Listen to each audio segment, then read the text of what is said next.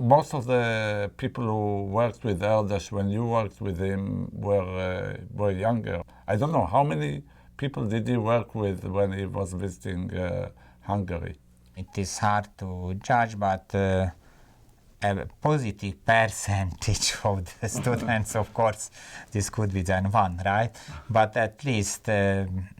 I would say that at least 10 students or young researchers who just finished the university was around Paul Erdos, and then they worked together. And definitely, if they didn't work together, they worked on Paul Erdős's problem.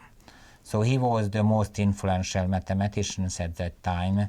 In the early 60s in Hungary, combinatorics was one of the main area which was not good, in some sense bad, because it was a little bit one side. Of course we had algebra, geometry and some other things, but for instance we haven't had a school on algebraic geometry, differential geometry, really good school, or low-dimensional topology and so on. I only name this one because I know the name of these subjects, not that I really know these things, but that I at least could see that it was one-sided. And the reason is twofold. Once is that Erdos was extremely influential, and also his problems are such that you could start to work on it without studying too much. Of course, some of the problems were very difficult and then you failed. But at least on the surface, it seems to be that you can attack, as opposed to, let's say, a problem in algebra, geometry. You really have to study before that 2-3 years before you really have a reasonable chance to start to work on it. Just understanding the definition. Yeah, exactly, learning the definitions or learning the basic techniques. What was the interaction like between Paul Erdos and the people he worked with? How did it function? He usually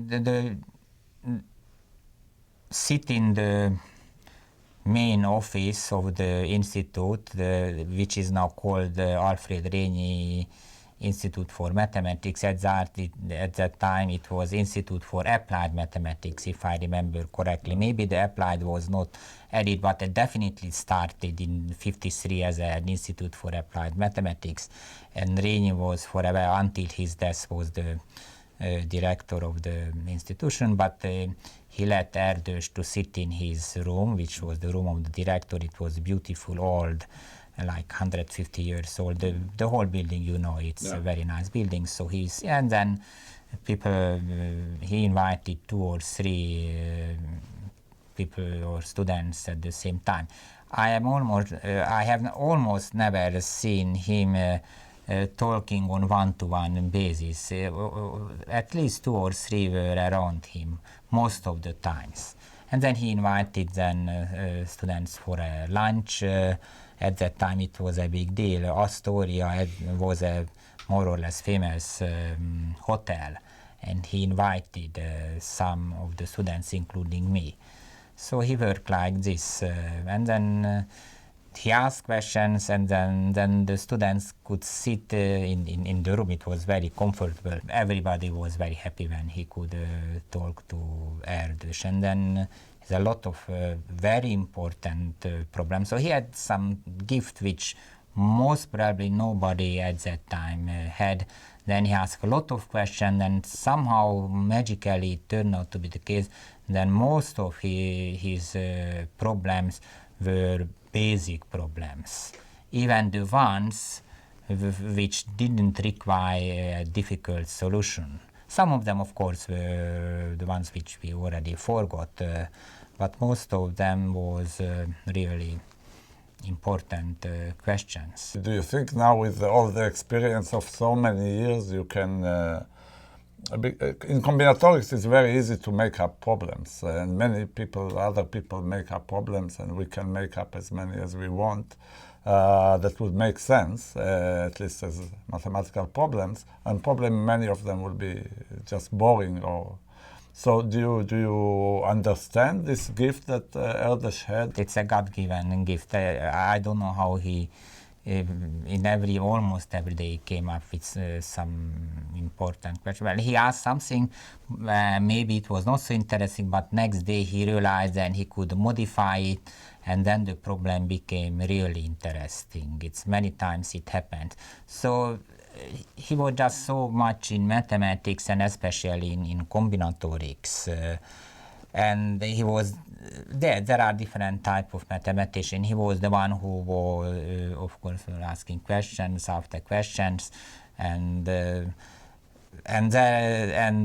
many of them, then he for the solution he worked with others, or he solved it sometimes, but mostly I guess he almost never had a paper alone.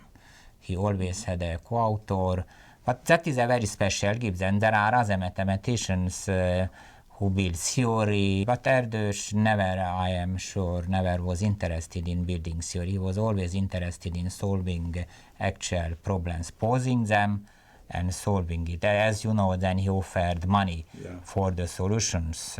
He had to know very well that the Hungarian salaries were very low, because he offered such amounts, and even if when you solved it, then you got so much money, which was actually much less than the minimum wage. So he could evaluate the difficulty of the problems he asked well. I don't know. There were $10 problem was which still open, and it's getting more and more interesting. And there was $100 problem which has been solved soon at that time.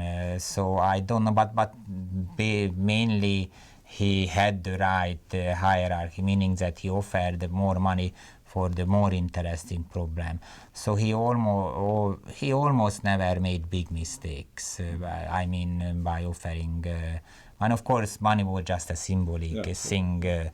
He sometimes paid with check, though at that time you couldn't cash it in Hungary, but then people kept it as a souvenir.